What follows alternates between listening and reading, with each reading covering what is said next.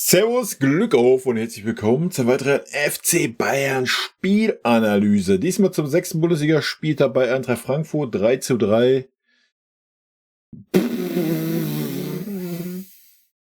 Boah, ich weiß noch nicht wirklich, was ich davon halten soll, Leute. Keine Ahnung, ich hatte die Worte schon zurechtgelegt.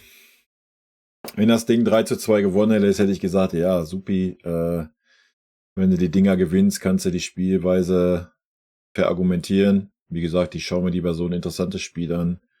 Gucken wir dann lieber so ein 3:2 an, wie so ein Mauer 0:1. Am Ende hast du das Spiel nicht gewonnen. Mal wieder durch katastrophale individuelle Fehler. Du belohnst dich nicht für den Aufwand, den du betreibst. Wir haben ein super starkes, dominantes Spiel gemacht. Erstmal Hut ab an Frankfurt. Da ist wirklich jeder Ball oder anders, die paar Bälle, die sie bekommen haben in der ersten Halbzeit, dass jeder Ball, der kurz in ihrem Ballbesitz war, gleich gefährlich wurde. Hut ab, Respekt dafür, war super stark anzusehen. Wir haben viel zu wenig aus den ganzen Aufwand, den wir mal wieder betrieben haben, gemacht. Und das lag einerseits an den vergebenen Chancen à la Müller, die du einfach machen musst, an diesen Halbdingern, die wir weggegeben haben, an einen Serge Gnabry, der bemüht war, aber nichts konnte, an einen Koman, der eingewechselt wurde, aus welchen Gründen auch immer. Katastrophe, ich weiß nicht, warum dieser Spieler auf dem Feld stehen darf. Die Leistung hat genau da reingeschlagen, wo es ging. Wir können uns bei einem Marco Elise bedanken, dass wir heute offensiv überhaupt irgendwie existent waren. Also mit offensiv meine ich, dass wir mal Chancen kreiert haben, dass wir 85% Ballbesitz teilweise hatten. Ja, das ist schön. Da können wir uns nichts verkaufen. Wir haben gesehen, mit wie wenig Ballbesitz man gefährlich sein kann an Frankfurt. Ja.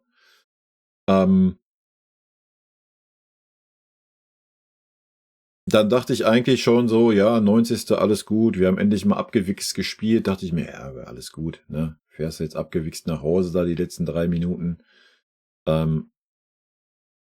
Und dann macht man das, was man getan hat, in der 94. Minute.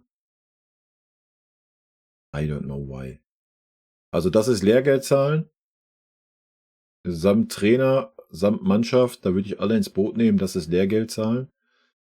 Das nimmt wieder Züge an. Ich habe es ja schon beim letzten Spiel verglichen. Wir sind jetzt beim Nagelsmann Fußball angekommen.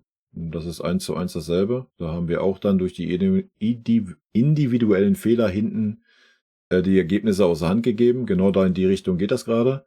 Da muss man natürlich jetzt aber mal ganz, ganz zügig die Kurve kriegen. Ansonsten muss man an dem System was ändern. Ja, ist klar, es ist super schön anzuschauen, vorne hin, alles gut. Aber es kann nicht sein, dass jeder Ball, jeder Umschaltmoment dann gleich wieder super gefährlich wird. Ja. Ja, ich weiß nicht, wo ich das Spiel einordnen soll. No, ich kann es nicht sagen. Das Gute ist, ich habe gesagt, nach Barcelona ziehen wir mal ein Fazit. Wenn ich mir jetzt die Spiele angucke, die letzten, das wird gegen Stuttgart schwer und das wird gegen Barca wahrscheinlich noch viel schwerer. Ja. Also, weiß ich nicht. Die Wechsel waren heute auch wieder eine Katastrophe leider. Kommen wir gleich mal in der Benotung drauf zu. Keine Ahnung. Weiß ich nicht. Vorm Spiel, ich habe ja gesagt, ich gehe vom Unentschieden aus. Tipp aber natürlich für uns. Vorm Spiel hätte ich gesagt, ja, mit dem Unentschieden können wir beide leben. Erst recht nach den Ergebnissen, die da waren. Wenn man das Spiel gesehen hat, ist es eine Farce, dass wir das Spiel unentschieden spielen. Ja, muss man so klar sagen. Also, Katastrophe. Gut. Ja, wir sind Spiel 8 oder was, dass ein Kompanie Zeit braucht, dass er vielleicht auch dann mal die Schwächen seines Spielsystems erkennt und dann da vielleicht mal versucht gegenzusteuern. Ja, das wird dann jetzt die Aufgabe in dieser Länderspielpause, hat er eine Woche Zeit, mal über seine Sachen nachzudenken. Das muss natürlich jetzt passieren. Ja, ich denke, das ist klar. Also wir können jetzt nicht sagen, wir spielen diesen Stiefel weiter runter und hoffen, dass Min-Jae und Opa ihren Sahnetag haben. Dann ist alles gut. Haben Min-Jae und Opa nicht ihren Sahnetag, dann passiert das, was heute passiert ist. Und zum Glück haben beide noch jeweils ein Tor gemacht und ihren Fehler, den sie vorher gemacht haben, wieder wettgemacht. Beziehungsweise erst das Tor gemacht, dann den Fehler gemacht bei Min-Jae. Dann gleichst du es noch aus, aber ja, es kann nicht sein, dass man das defensive Spiel davon abhängig macht, ob Opa und Min-Jae einen guten Tag haben. Sorry, das geht nicht. Dann muss man hinten auf Dreierkette stellen. Ja? Oder Fünferkette, wenn ihr dazu wollt, wenn die Außen super hoch stehen. Wir haben das heute 2-3 Mal gesehen, dass Kimmich noch dazwischen war, wo Opa dann auch noch einen katastrophalen Fehler gemacht hat, den Kimmich dann noch ausbügeln konnte. Einmal hat Kimmich dann einen katastrophalen Fehler gemacht, den konnte der Opa ausbügeln. Da müssen wir hinten mit einer Dreierkette spielen. Ich meine, Kimmich und Pavlo standen sich zu 80% dieses Spiels auf die Füße. Wir haben sich Bälle zugespielt über 3 Meter. Sorry, das brauche ich dann nicht. Ja, dann mach eine Dreierkette hinten und gut ist. Ja, dann sieht das alles ein bisschen besser aus. Ich hoffe, man zieht die Schlüsse daraus und wird das umsetzen. Ja, ansonsten sehe ich da arge Probleme auf uns zukommen. Ne? Weil auch das dritte Tor jetzt in der Nachspielzeit wohlgemerkt wäre mit einer Dreierkette nicht gefallen. Ne? Oder zumindest nicht so einfach gefallen. Aber wenn der Innenverteidiger dann den Ball in die Mitte köpft, was mit Sicherheit nicht geplant war, aber es darf natürlich nicht passieren, köpft den Ball einfach ins Aus oder meinetwegen nach vorne.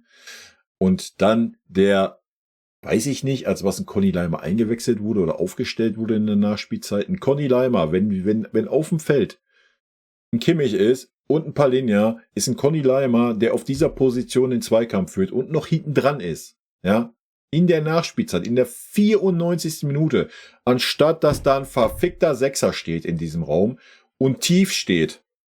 In der 94. Minute, das müsst ihr euch reintun. Das ist Schülermannschaft, ja. Das ist völlig fein, dass man sein Spielstil durchzieht. Gehe ich mit 100%. Wenn du 3-2 führst, es ist die 90. und du gehst in die Nachspielzeit. Junge, dann stell einen verkackten Sechser, wenn du ihn schon einwechselst, bitte auf die scheiß verkackte Sechserposition und nagel ihn da fest. Ja? Also das war schülermäßig, dass wir das Tor kassiert haben. Nochmal, Chapeau an Frankfurt. Super krass, super interessanter Fußball, ja. Erst recht, wenn man sieht, wie viel sie laufen mussten ohne Ball und so weiter. Hut ab dafür.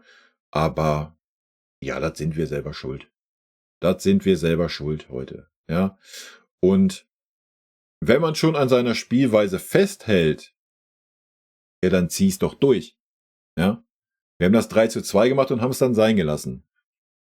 Haben dann den Ball nur noch in eigene Reihen gehalten. Tell wurde eingewechselt. Ich weiß nicht, hat er einen Ballkontakt gehabt bis in der 90. Minute, wo er dann irgendwie den ersten gefühlt hatte.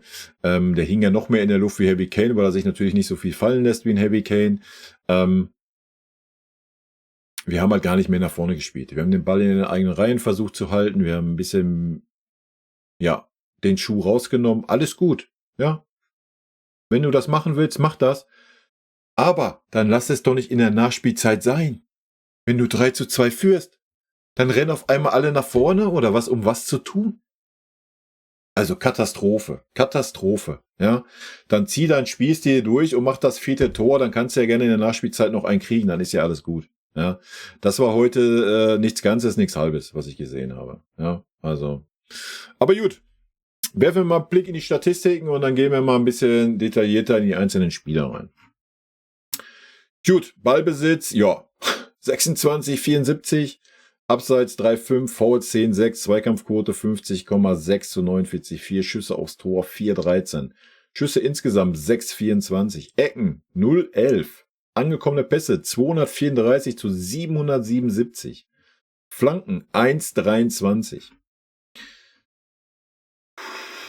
Schüsse insgesamt, Michael 6, Müller 4, Kimmich 3, Torschussvorlagen, Müller 1, Kane 1.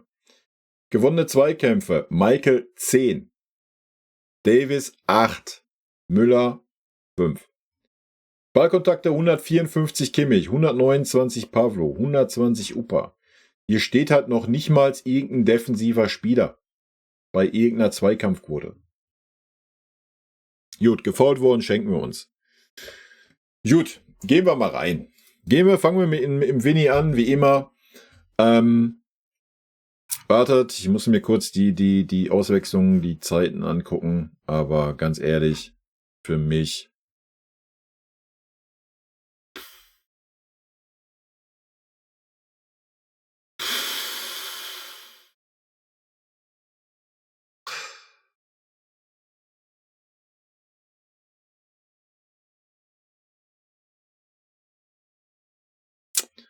Note 4.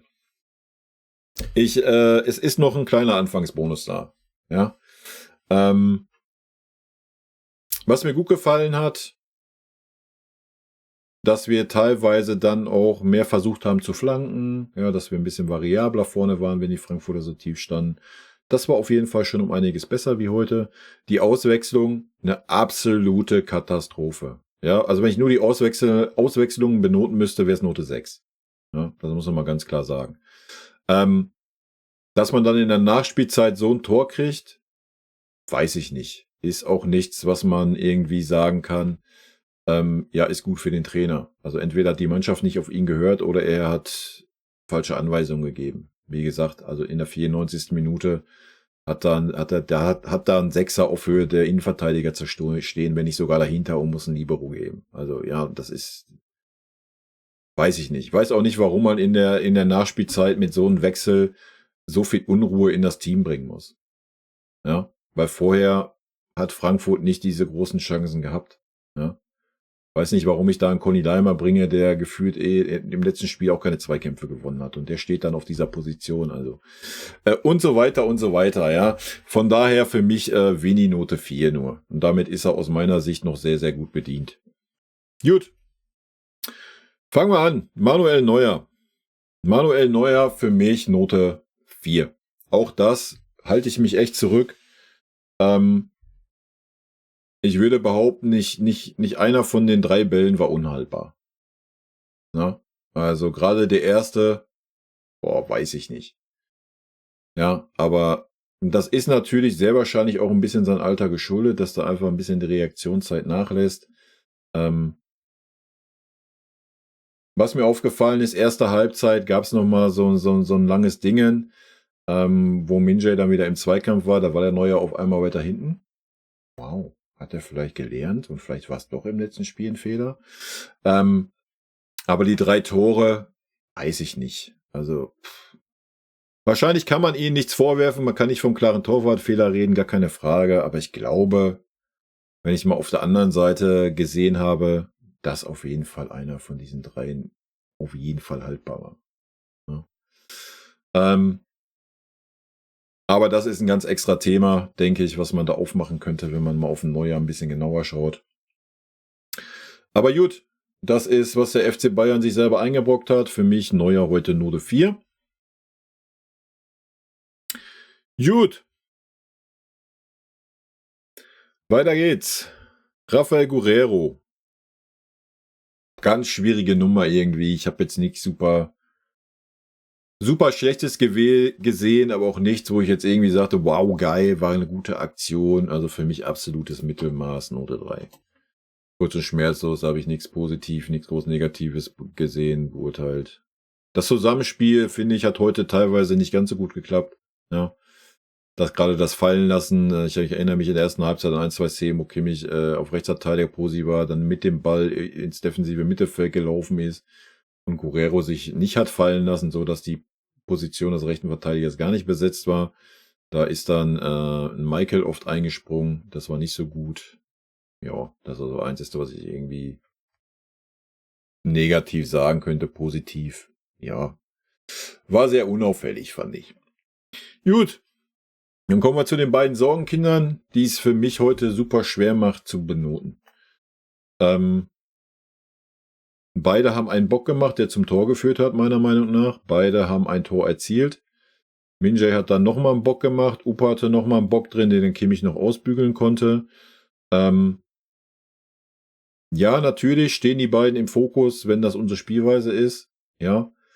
habe ich ja gerade schon gesagt, wenn man sich davon abhängig macht, dass die beiden oder dass unser Defensivspiel mit diesen beiden steht und fällt, dann wird es schwierig. Ja. Wollen wir das jetzt ausgleichend zählen lassen? Das Tor zu dem Fehler, der zum Gegentor führte. Ansonsten haben natürlich beide auch wirklich 3, 4 gute Aktionen gehabt, wo sie die Bälle wegverteidigt haben. Das Passspiel von Opa war heute nicht so stark.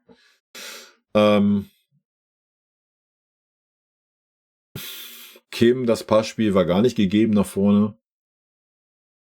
Also ich tue mich super schwer, die beiden zu benoten. Ist eine 4, ist es ausreichend, ist es eine 3-, ist es gar eine 5? Ich weiß es nicht. Wie gesagt, für mich super schwer zu benoten. Ja, sie waren auf jeden Fall schlechter wie ein Guerrero, von daher gebe ich Opa und Minje heute Note 4. Ja. Also, wenn wir jetzt Abwehrspieler erstmal die Abwehrszenen nehmen, haben beide 2 dicke Böcke gehabt. Wie gesagt, einen konnte Kimmich ausgleichen. Bei Minje haben beide zum Tor geführt am Ende des Tages. Natürlich, auf der anderen Seite habe ich schon gesagt, ist es fair, die beiden da hinzustellen und dann immer an die Wand zu nageln. Wenn das unsere Spielweise ist, weiß ich nicht. Aber ich kann am Ende auch nur das bewerten, was ich sehe. Beide haben natürlich ein Tor gemacht vorne, ja. Von daher, als Innenverteidiger ein Tor zu machen, ist ja auch immer so eine Sache. Weiß ich nicht. Wir könnten uns auch auf eine 3,5 einigen. Aber ich lasse eine 4 stehen. Sowohl bei Opa als auch bei Minje. Ja. Ich meine, beide tauchen noch nicht mal in der Statistik auf, dass einer von beiden mal 5 Zweikämpfe gewonnen hätte. Also von daher weiß ich nicht. Glaube ich, lasse ich die 4 stehen. Gut, dann haben wir Alphonso Davies, der für mich heute der Lichtblick in dieser Viererkette war. Fonsi hat ein gutes Spiel gemacht. Ja. Fonsi kriegt für mich heute eine 2,5. Ist weiter auf dem aufsteigenden Ast, hat 2, 3 Szenen sehr, sehr gut defensiv weggearbeitet, auch für die Innenverteidiger. War teilweise sogar mal zwischen den Innenverteidigern bei der Ecke, hat er gut abgesichert. Offensiv ist ihm heute nicht so viel gelungen, deswegen die 2,5, sonst hätte ich ihm sogar eine 2 gegeben. Das Zusammenspiel sowohl mit Gnabry war so mittel, mit Coman war es super schwach, weil einfach King wie ein Fremdkörper wirkt, meiner Meinung nach. Ja, Fonsi hat sich gesteigert, ja, und war heute einer der besseren auf dem Feld. Von daher für mich 2,5. Gut, dann kommen wir natürlich zum König. Ja. King Josh. King Josh tue ich mich heute auch schwer. Hat 2, 3 wirklich sehr, sehr gute Zweikämpfe defensiv geführt und da wirklich in höchster Not wegverteidigt. Hat aber wieder einen Bock drin gehabt, den zum Glück Opa ausgleichen konnte. Hat ansonsten heute offensiv nicht so viele Ideen gehabt. Ja, bei den Ecken, die kurzen Ecken schnell ausgeführt, das war gut. Den Freistoß da kurz aufs Tor zu ziehen, war gut. War Dreh- und Angelpunkt. Pavlovic war wieder nach den ersten 20 Minuten, da war Pavlo noch ganz gut mit im Spiel, was auch den Spielaufbau anbelangte. So länger das Spiel ging, umso weniger hast du gesehen von Pavlo leider. Da war Kimmich Dreh- und Angelpunkt, war der Mann, der das Spiel gestaltet hat.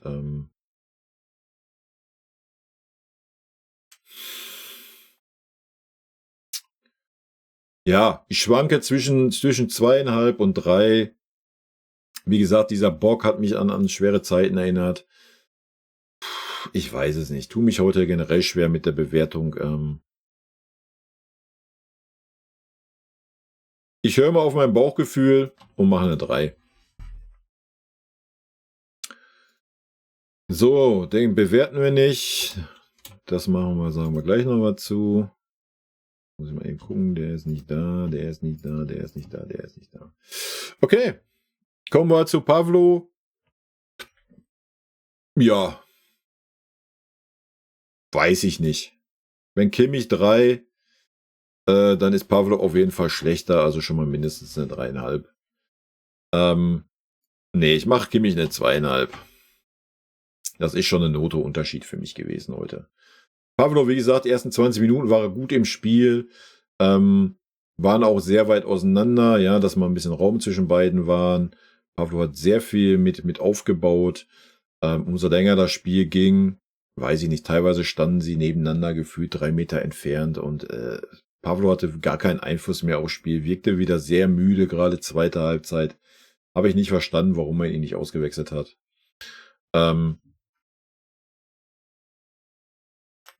Ich weiß es nicht. Ja, erst recht dann, wo wir das 3:2 gemacht haben. Warum nicht einen Tacken defensiver gehen und Palhinha bringen, der sich dann schon mal für die heiße Schlussphase, die kommen musste, ja, die abzusehen war, dass Frankfurt bei einem Tor Rückstand, selbst bei 2 nochmal alles nach vorne wirft. Die letzten 10, 15 Minuten war klar. Ja, weiß ich nicht. Gut. Als nächstes haben wir den einzigen, der offensiv heute geliefert hat und auch defensiv, ja, hat teilweise, war defensiv auffälliger wie ein Guerrero oder ein Kimmich auf der Rechtsverteidigerposition. Gerade wo Frankfurt so die Drangphasen hatte, war der, wenn vorne was ging, was er ausgelöst hat natürlich dann auch das Tor gemacht. Ja, für mich Note 2. Da gibt's für mich auch nichts groß zu diskutieren. Oder ich habe nichts Schlechtes gesehen von Michael. Er hat 1-2 Mal einen Ballverlust gehabt, weil er vorne vielleicht zu viel Risiko genommen hat, aber auch nicht einmal einen Ballverlust, der zu irgendwas geführt hat. Grüße gehen raus an Thomas Müller mal wieder. Kommen wir gleich noch zu. Also, 2 für Michael. Ja, aber dann sind wir auch schon bei Thomas Müller. Guck mal, was für ein Übergang. Thomas Müller, sehr bemüht. Ja, möchte ich ihm gar nicht absprechen. Teilweise war es auch echt so auf Dreierniveau, war es echt okay. Teilweise war es aber auch Katastrophe. Also die Chance muss er machen. Ja, sonst ich weiß nicht, wofür er dann da auf dem Feld steht. Also das Ding nicht zu machen, ist wild. 1, 2 schwierige Ballverluste gehabt, 1, 2 total naive Anspiele auch irgendwie, 1, 2 Mal sich auch total naiv hat fallen lassen. Ja, erstmal ein Wort zum Schiri. Schiri kriegt von mir Daumen hoch, hat ein sehr, sehr gutes Spiel gepfiffen, hat nicht jede Kleinigkeit da abgepfiffen. Ja, weiß ich nicht. Also, wenn Pavlovic 3,5 ist, dann ist Müller eine 4. Punkt. Was Müller allerdings gut gemacht hat, war das taktische Foul, was er gezogen hat, im Gegensatz zu dem einen oder anderen Innenverteidiger, der das vielleicht hätte auch tun sollen. Ja, kleiner Wink mit dem Zaunfall. Serge Gnabry tue ich mich auch schwer heute zu benoten. Habe ich jetzt aber nicht so schlecht wie Müller gesehen, von daher möchte ich das kurz und schmerzlos. Kriegt von mir auch eine 3,5. Ja. War bemüht, gar keine Frage. Hat da irgendwelche Szenen gehabt, nicht wirklich. Ja, ich hab's ja gesagt. Ja, die 5 Spiele von Serge haben wir gesehen, jetzt geht's wieder langsam dahin. Was ja aber auch nichts Neues ist. Ja. Also das kennen wir ja seit Jahren. Warum sollte das jetzt auf einmal unterm Kompanie so wahnsinnig anders sein? Gut. Das zum Serge, dann Harry Kane, wo ja schon wieder wilde Sachen aufkommen. Habe ich ja schon in den Kommentarvideo was zu gesagt. Ich werde es hier nicht wiederholen. Harry Kane war für mich heute ja auch eine 3,5. Hat ja immerhin das Tor noch vorbereitet von Michael. Ja, hat viel versucht, hat sich fallen lassen, hat hinten auch 1, 2 Mal ausgeholfen. Ja, hat's einfach, wenn der Gegner so spielt, super schwer. Ja, und das, obwohl ein Thomas Müller heute teilweise zumindest die ersten 20 Minuten auch mal neben ihm war und nicht diesen klassischen Zehnerraum besetzt hat. Ich würde mir Harry Kane einfach mal mit dem richtigen Stürmer auf dem Feld wünschen. Ja, mit dem Mathys Tel vielleicht daneben. Ja, ansonsten bin ich ganz weit weg davon, Harry Kane zu kritisieren. Hat für mich ein solides Spiel gemacht. Wie gesagt, hat das Tor ja auch noch vorbereitet, hat 1, 2 sehr, sehr gute Bälle eingeleitet, hat einen super schweren Stand gehabt, war fast 0 eingebunden im Spiel, genauso wie Mathys Tel, was man dann sogar gesehen hat, dass er noch weniger eingebunden war. Ja, deswegen das alles an Harry Kane alleine festzumachen, fühle ich persönlich nicht. Aber es geht natürlich mehr und besser, gar keine Frage. Ich denke, auch beim Heavy hat man gesehen, dass er müde ist. Ich weiß nicht, ob man ihn Gefallen getan hat, ihn heute aufzustellen von Anfang an. Vielleicht hätte man da mal Mathys Tel reinwerfen sollen und dann vielleicht sagen sollen, komm, die letzte halbe Stunde bringe ich nochmal einen frischen Harry Kane, der nochmal sticht. Ja. Ja. Vielleicht wäre das die bessere Variante gewesen, aber im Nachhinein kann man immer klug scheißen. Ansonsten wäre es ja vielleicht auch eine Möglichkeit gewesen, Harry Kane zur Halbzeit mal rauszunehmen und Mattistel dann reinzuwerfen. Ja. Gut. Ich hoffe, ich habe keinen vergessen von den ersten 11, aber ich gucke nochmal ganz kurz durch. Passiert mir ja sonst mal. Ich glaube nicht, oder? Ich weiß nicht, hatte ich einen Pavlovic eingeblendet. Ich habe ihn aber auf jeden Fall benotet. Also sollte passen, wa? Gut, kommen wir zu den Einwechselspielern. Kingsley Coman. Alto Bailey, schwanke zwischen 4 und 5. Da unsere Innenverteidiger 4, kriegt dann eine 4,5. Ich bin vom Glauben abgefallen, wo ich gehört habe, Kingsley Coman wird jetzt eingewechselt. Sorry. Da gehe ich jetzt wieder rein, auch in die Tuchel-Schiene. Das hat leider nichts mit Leistungsprinzip zu tun. Gar nichts. Absolut null hat das was mit Leistungsprinzip zu tun, dass dieser Spieler eingewechselt wurde. Ja, vielleicht ist er eine Trainingsmaschine und liefert in jedem Training so, dass er der Erste ist von allen, die auf der Bank sitzen, die eingewechselt werden. Aber selbst wenn dem so ist, ja, dann sollte man doch beim 4. Spiel, was er jetzt bekommt, 2-mal eingewechselt, einmal von Anfang an, das 4. Spiel, wo man keine Leistung bringt. Das geht nicht. Dann kannst du ein Trainingsweltmeister sein, es interessiert das, was im Spiel passiert. Ja. Also Katastrophe, dass dieser Spieler, ich weiß es nicht. Also Katastrophe. Da habe ich auch kein Verständnis, hat für mich auch nichts mit Leistung, mit nur ansatzweise Leistungsprinzip zu tun. Sorry. Kann ich nicht anders sagen. Ja, ich spreche nicht ab, dass er nicht bemüht war, aber das war wieder nichts. Null. Gar nichts. Nada. Keine Ahnung, dass man Gnabry rausgenommen hat, völlig fein, gehe ich mit. Hätte ich noch 7 Minuten eher getan. Hätte Mattistel reingeworfen über links. Wäre gut gewesen. Ja, hätten wir vielleicht nochmal einen Impuls gekriegt. Den haben wir so gar nicht gekriegt. Gut. Mattistel, ja, können wir schon nicht mehr wirklich benoten. Ja, Mattistel kam rein. Wir haben nicht mehr nach vorne gespielt. Haben wir aber vorher schon die ganze Zeit nicht mehr. Ja, wir haben den Ball in eigenen Reihen irgendwie gehalten, haben versucht, irgendwie auch mal eine Lücke zu finden. Ja, aber dass wir irgendwie mal versucht haben, Stürmer einzubinden. Nö. Ja, deswegen hast du gar nicht gemerkt, dass er auf dem Feld war. Ist gelaufen, ja, hat auch ein bisschen was versucht. Hat 1, 2 einen wilden Ballverlust gehabt hinten, wo wir mal hinten drin waren, wo Frankfurt uns hinten reingedrückt hat. Ansonsten, was soll er zeigen? Ja, war einmal mit auf dem Weg nach vorne. Keine Ahnung, das war's. Was soll man da sagen? Ja. Hat sich auf jeden Fall reingeworfen, mehr wie ein King. Ja, aber Glück, unglücklich, keine Ahnung. War auch ein wilder Auftritt. Gut, alle anderen haben genau 7 Minuten gespielt. Ja, das waren unsere Wechsel übrigens. Ja. Und Mattistel kam auch nur, weil Harry Kane angeschlagen war. Sonst wäre er wahrscheinlich gar nicht aufs Feld gekommen. Wild. Dass man dann, fangen wir an, einen Conny Leimer für den Michael bringt, habe ich null verstanden. Michael hat so viele Bälle hinten weggearbeitet.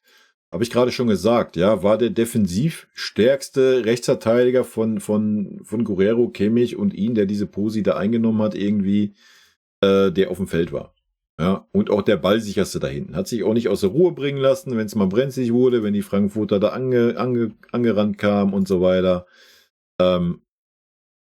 Völlig sinnfreier Wechsel. Völlig sinnfrei. Ja, man hat sich selber dadurch in Bedrängnis gebracht. Dazu natürlich Conny Leimer. Ja, kannst du nicht bringen, da diesen Fehler, den er da gemacht hat in der Nachspielzeit. Ne? Also, kann froh sein, dass wir das nicht benoten, Alter. Gut. Und dann haben wir natürlich als nächsten Den Eric Dyer? Ja, den habe ich nicht wahrgenommen. Den habe ich nicht wahrgenommen. Keine Ahnung. Ich habe ihn nicht einmal gesehen in diesen 6 Minuten Nachspielzeit. Vielleicht war ich blind. Er ist mir nicht aufgefallen. Ist das gut? Ist das schlecht? Keine Ahnung. Bewertet es für euch. Und zuletzt haben wir natürlich einen Palhinha, der dann auch erst in der 90. Minute kam. Was auch irgendwie so ein Schlag in die Fresse ist. Keine Ahnung. Mein Fazit nochmal. Völlig fein, wenn du sagst, ich setze auf Kimmich und Pavlovic. Wenn du dann aber einen Pavlovic auf dem Feld lässt mit einem Kimmich, dann kannst du nicht anfangen und zu sagen, ja komm, wir gehen jetzt mal, wir schalten mal ein bisschen runter, wir geben nicht mehr so Gas, wenn wir 3:2 führen, damit wir nicht wieder in irgendeinen dummen Konter laufen, in die Frankfurter, was völlig fein ist. Aber wenn du das dann doch machst, dann bring doch bitte den Palhinha als Absicherung dahin. Ja. Wenn das nicht der Plan war, wenn der Plan war, weiter Vollgas zu geben, das 4:2 zu machen, sorry, dann musst du auch mal als Trainer ein Zeichen setzen, weil das haben wir nicht mehr getan. Ja. Da musst du halt offensiv mal ein bisschen durchwechseln. Da musst du halt mal Müller runternehmen, der gefühlt auf dem letzten Zahnfleisch lief. Es ist ja nicht so, dass wir keine Leute auf der Bank haben. Ja. Also wir haben genug Leute auf der Bank. Weiß ich nicht, warum man dann wartet bis zur 90. Minute. Und ich weiß auch nicht, warum man dann in der 90. Minute einen Dreierwechsel macht. Sorry. Das ist lachhaft. Das ist lachhaft, das ist eine Katastrophe. Wie kann ich denn eine Mannschaft, die es bis dahin dann einigermaßen im Griff hatte, ja, wie kann ich denn dann, ja, Opa habe ich dann verstanden, der hatte ja auch irgendwas Wehwehchen, alles gut. Aber wie kann ich denn dann da so eine Unruhe reinbringen? Ja. Verstehe ich nicht. Habe ich nicht verstanden. Und wenn ich das doch dann mache, wenn ich das dann schon mache, dann beorder doch bitte den Palhinha zwischen die beiden Innenverteidiger, dass da hinten eine Dreierkette steht. Und beorder doch bitte den Conny Leimer dann meinetwegen als Achter noch davor, dass die Mitte dicht ist. Ja? Dann ist doch alles gut. Ja? Aber nochmal, du kannst doch nicht in der 94. Minute da hinten mit beiden Innenverteidigern stehen, die Mann gegen Mann stehen, und ein Sechser, der Conny Leimer heißt, der Mann gegen Mann geht. In der 94. Minute.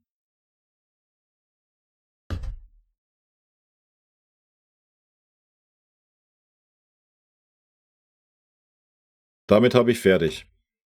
Rote-weiße Grüße gehen raus. Vielen lieben Dank für euren Support hier auf dem Kanal. Vielen lieben Dank für euren Support hier auf dem Kanal. Und jetzt haben wir ja eine Woche Pause. Und in diesem Sinne, gute Freunde, kann niemand trennen.